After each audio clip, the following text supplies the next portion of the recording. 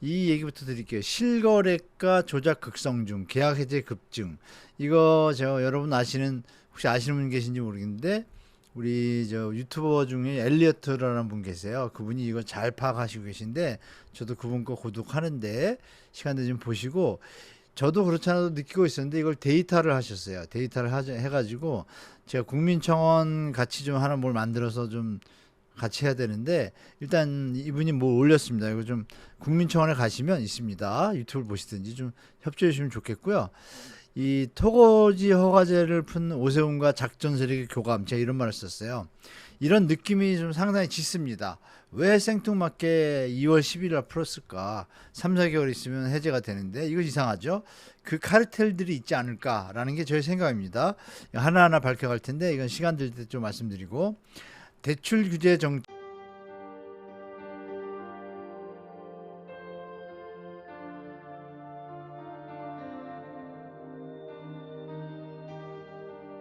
지난 2월 12일 오세훈 서울시장의 갑작스러운 토지거래 허가구역 토허제 해제와 3월 24일 확대 재지정을 기폭제로 서울 아파트 시장의 투기적 과열 양상이 격화되었고 시장 교란 행위도 빈번히 발생했습니다. 한국은행의 통계에 따르면 부동산이 가계 순자산의 73.7%를 차지한다고 합니다. 좁은 국토와 한정된 토지에서 남들이 들어가 살아야 할 주거 공간에 투기를 하고 막대한 불로소득을 올리고 자랑까지 하는 시대는 하루빨리 종식되어야 합니다. 부동산 시장의 투기와 주택 가격의 비정상적인 상승은 국민들의 주거 불안과 청년들의 근로의욕 저하, 사상 최악의 저출산 등 사회적 문제로까지 이어지고 있기 때문입니다. 저는 올해 3월 이후 국토부 실거래가 공개 시스템에서 비정상적인 계약 해제 건수가 폭증하는 것을 목격하였습니다. 아파트 시장을 폭등시키는 것은 일상적인 100건의 계약이 아닌 신고가 한 건에 의할 때가 많기 때문에 투기 세력들은 쉽게 이러한 유혹에 빠집니다.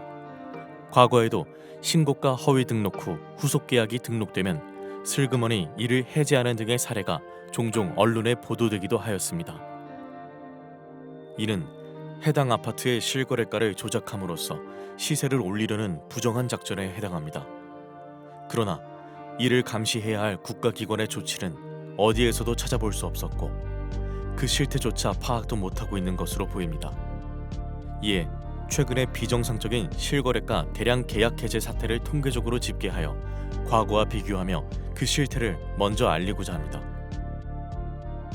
본 청원의 취지는 국토부 실거래가 공개 시스템의 신고가 허위 계약 등록 후 후속 계약 등록 시 이를 해제하거나 계약과 해제를 반복하는 자전거래 등 책임있는 국가기관의 아파트 실거래가 조작 여부 실태 조사를 촉구하기 위함입니다.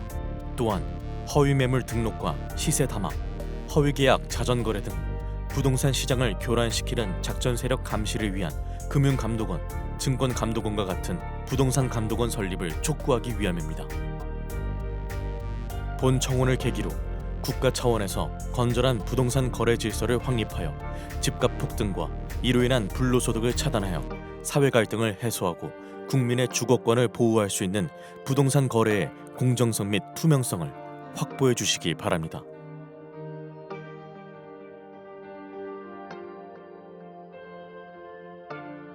국토부 실거래가 공개 시스템에 등록된 최근의 서울 아파트 매매 계약과 해제 건수를 집계하여 과거와 비교한 특이사항은 아래와 같습니다.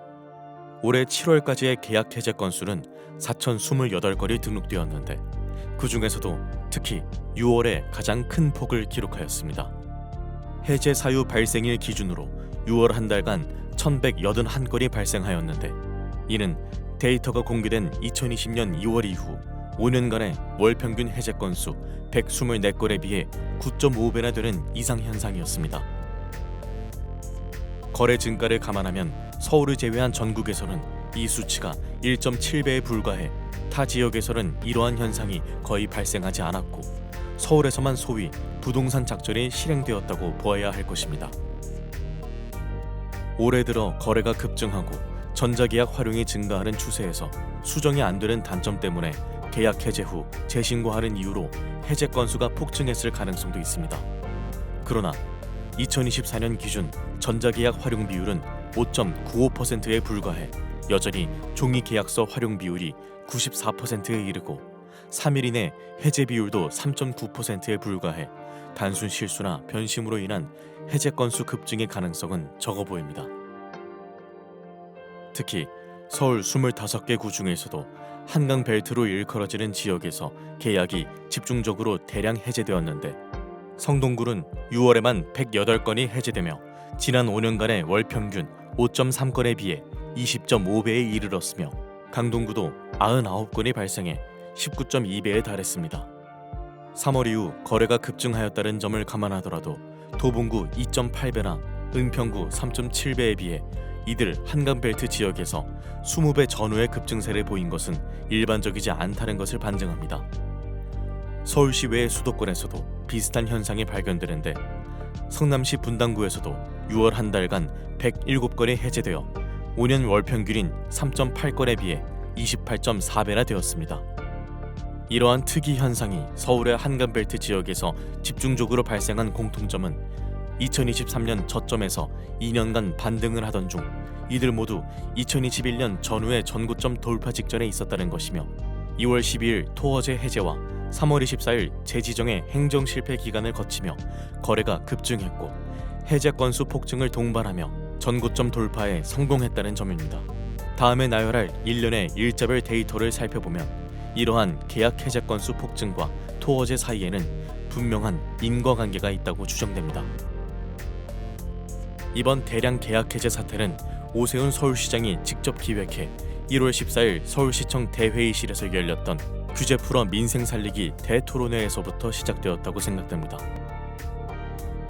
당시 토론회에 참여했던 100인 중 강남구 공인중개사 한 분의 토어제 구역 해제 건의에 대한 답으로 서울시장은 강남구 대치동과 삼성동, 청담동과 송파구의 잠실동 등 4개 지역의 토어제를 해제하겠다고 공언했습니다. 한 달 후인 2월 12일 이들 4개 동은 토어제 지역에서 전격적으로 해제되었으며 이들 지역의 아파트 값은 곧바로 폭등세를 보였습니다. 일몰제였던 토어제는 6월이면 자동적으로 해제될 예정이었음에도 불구하고 서울 아파트 거래량이 감소되었고 매매 가격도 안정되었다는 이유로 사상 최고치를 기록하며 폭등세를 보이던 토어제 지역을 신정부 출범 직전 4개월 앞당겨 전격적으로 해제한 것은 이해할 수 없는 행정이었습니다.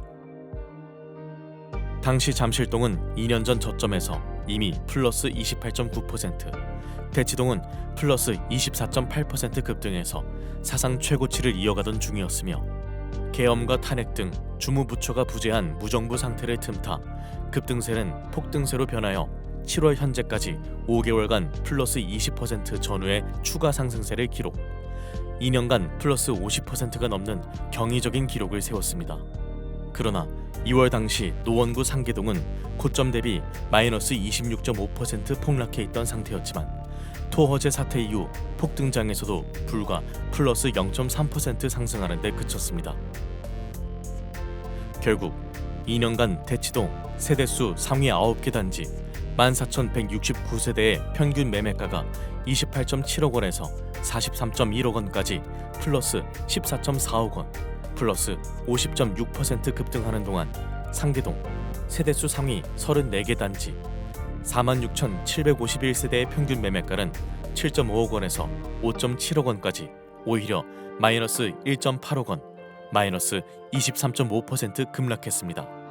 두 개 동의 매매가 차이가 2년간 4.1배에서 7.5배로 벌어지는 초양극화 현상이 발생한 것으로 서울시의 규제 풀어 민생 살리기 대토론회에서 시작된 아파트값 폭등 현상은 민생보다는 부자 살리기 결과를 초래하게 된 것입니다. 더구나 상계동의 총 세대수는 대치동에 비해 2배 이상 더 많기까지 합니다. 토허제 해제 이후의 지역별 아파트값 폭등 현상을 날짜별로 나열하면 이번에 대량 계약 해제 현상이 불특정 다수에 의한 우연한 현상이 아니었음을 의심하게 됩니다. 강남 3구 중 작년에 이미 전고점을 돌파한 강남구 및 서초구에 비해 송파구는 작년 8월부터 2월까지 6개월간 전고점을 못 넘으며 정체되어 있는 상태였고 거래는 줄었지만 여타 지역들도 무언가를 기다리는 듯 극심한 눈치보기 흐름을 지속하고 있었습니다. 2월 12일 서울시장의 전격적인 토어제 구역 해제와 함께 서울 아파트 시장은 송파구 잠실동을 위주로 폭등세로 돌변했습니다. 연일 폭등세를 보이던 서울 아파트 시장은 열흘 후인 22일 송파구와 영등포구가 4년 전에 전고점을 돌파한 데 이어 4일 후 마포구, 9일 후 성동구 등 차례로 전고점을 돌파했습니다. 서울 아파트 시장이 폭등세를 보이자 국토부 등 정부 당국에서는 3월 24일 부랴부랴 토어제 지역 확대 재지정을 했지만 이미 전고점을 넘은 서울 아파트 시장은 거래 폭발과 더불어 추격 매수가 붙으며 걷잡을 수 없이 폭등세를 이어갔습니다. 4월과 5월에도 광진구와 강동구 등 한강벨트 나머지 지역뿐만 아니라 성남시 분당구도 속속 전고점을 돌파하는 등 이러한 폭등세는 주변 지역으로 확산세를 보였습니다. 이에 따라 6월 4주차 부동산원 주간 매매 동향에서는 주간 상승률이 성동구 플러스 0.99%, 마포구 플러스 0.98% 등 연율 플러스 50%라는 사상 최고 상승률을 기록하였고 결국 신정부는 출범 이후 처음으로 대출 총량 관리 강화라는 6.27 대책을 발표하기에 이르렀습니다. 이러한 폭등세 속에서 과거에는 전혀 볼 수 없었던 특이한 거래 현상이 목격되었는데 계약 해제 건수가 급증을 했다는 것입니다. 성동구를 예로 들면 3월부터 급증세를 보였는데 특이한 점은 1월부터 6개월간 해제 사유 발생 건수가 규칙적으로 점증했다는 것입니다. 즉 5년 월 평균 5.3건에 그치던 해제 건수가 12월 4건, 1월 9건, 2월 14건, 3월 29건, 4월 55건, 5월 71건, 6월 108건으로 성동구 아파트 지수 급등을 따라 해제 건수도 급증을 한 것입니다. 강동구와 마포구, 성남시 분당구 등 주요 지역에서도 이러한 현상이 발견되었는데 서울 아파트 전체 해제 건수에서도 12월 91건, 1월 157건, 2월 200건, 3월 369건, 4월 428건, 5월 608건, 6월 1181건 등의 규칙적인 흐름은 동일했습니다. 즉, 이들 지역에서는 공통적으로 아파트 가격의 급등 추세를 따라 계약 해제 건수도 동반 급증을 한 것으로 이 중에는 신고가 취소분이 상당수 포함되어 있을 개연성이 큽니다. 계약 해제 건수가 집중된 한강벨트 지역에서는 시가총액 또는 세대수 상위 아파트에서 이러한 현상이 집중되었는데 6년간 발생한 총 해제 건수와 올해 6개월간의 해제 건수를 비교해보면 최근에 단기간에 얼마나 많이 집중 발생했음을 알 수 있습니다. 성동구 센트라스 아파트는 6년간에 63건에 비해 6개월 만에 38건이 발생해 그 비중이 60%가 넘었으며 텐지힐 1단지도 58%가 넘었습니다. 강동구의 아르테온 아파트도 55%가 넘었으며 성남시 분당구도 58%가 넘었습니다. 특히 양천구의 목동 신시가지 7단지의 경우에는 6년간 발생한 총 해제 건수 17건 중 올해 6개월에만 12건이 집중적으로 발생했는데 이 기간 전용 53제곱미터 실거래가는 15.7억 원에서 23억 원으로 플러스 7.3억 원 폭등, 불과 4개월 만에 플러스 46.5%를 기록했으며 전용 66제곱미터 실거래가도 19.5억 원에서 27.5억 원으로 플러스 8억 원의 폭등, 플러스 41%를 기록했습니다. 마포구의 마포 레미안 푸르지오 아파트도 6년간 총 42건의 계약 해제 건 중 올해 6개월에만 20건의 해제 건수가 발생하였는데 전용 53제곱미터의 경우 15.9억 원에서 20.5억 원으로 플러스 4.6억 원 급등, 불과 4개월 만에 플러스 28.9%의 상승률을 기록했으며 전용 84제곱미터의 경우에도 18.0억 원에서 24.5억 원까지 플러스 6.5억 원 상승, 플러스 36.1%를 기록했습니다. 이 중에는 상당수가 단순한 실수라 차고 변심 등으로 인한 계약 해제건이 있을 수 있으나 거래 폭증과 함께 신고가를 포함한 이러한 대량 계약 해제 건수가 전고점을 넘기며 추격 매수를 유발하기에는 딱 좋은 현상이었습니다. 문제는 이러한 대량 계약 해제 건수가 시장 참여자들에게 착시를 불러일으킬 뿐만 아니라 국가기관의 공식적인 총 거래 건수에도 포함된다는 것입니다. 실제로 서울시 부동산 정보광장 홈페이지에는 해제 건수가 포함된 거래 건수가 노출이 되고 있으며 언론에서는 이를 여과 없이 보도합니다. 즉, 지난 6월의 총 거래 건수에는 이미 해지된 1천여 건의 계약도 포함이 되어 있습니다. 한편 올해 7월까지 서울 아파트 실제 계약 건수는 44,285건이고 해제 건수는 4,028건으로 총 해제 금액은 5조 2,500억 원입니다. 올해 해제된 계약 건수가 모두 정상이었다고 가정하면 이 금액만큼의 계약금 손익이 발생한 것이며 이 중 20%만 계약금을 포기했다고 가정해도 그 금액은 1조 원이 넘습니다. 그러나 7개월간 4,000건이 넘는 해제 건수 중 얼마나 실제 계약서를 썼는지, 계약금은 주고받았는지 알 수가 없습니다. 누군가 나쁜 의도를 가지고 하루에 10번씩 계약과 취소하는 행위를 반복하더라도 막을 수가 없으며 계약금 이체 없이 없었던 일로 삼아도 알아낼 수가 없습니다. 또한 실제 계약 건수와 해제 건수 중에는 특이한 차이점을 발견할 수 있는데 이번 폭등장에서 발생한 계약 해제 건수 중 주요 지역일수록 해제 금액이 실제 계약 금액보다 훨씬 더 고가라는 점입니다. 예를 들어 강남구의 올해 225건의 계약 해제 금액 평균가는 31.1억 원으로 2,517건의 실제 계약 금액 평균가 28.7억 원에 비해 2.4억 원이나 고가였습니다. 서울 아파트 4,028건의 해제 금액 차이는 142만 원으로 그 차이가 0.1%에 불과한 반면 강남구의 경우에는 무려 8.2%에 이르고 서초구와 영등포구, 양천구도 7% 이상의 큰 차이를 보였습니다. 이러한 사례로 유추해보면 대량 계약 해제 건수 중에는 신고가 취소가 상당수 포함되었음을 예상할 수 있습니다. 지금까지 올해 3월 이후 국토부 실거래가 공개 시스템에서 발생한 대량 계약 해제 사례를 집계하였으며 매매가 변동과의 상관관계를 제 나름대로 분석하였습니다.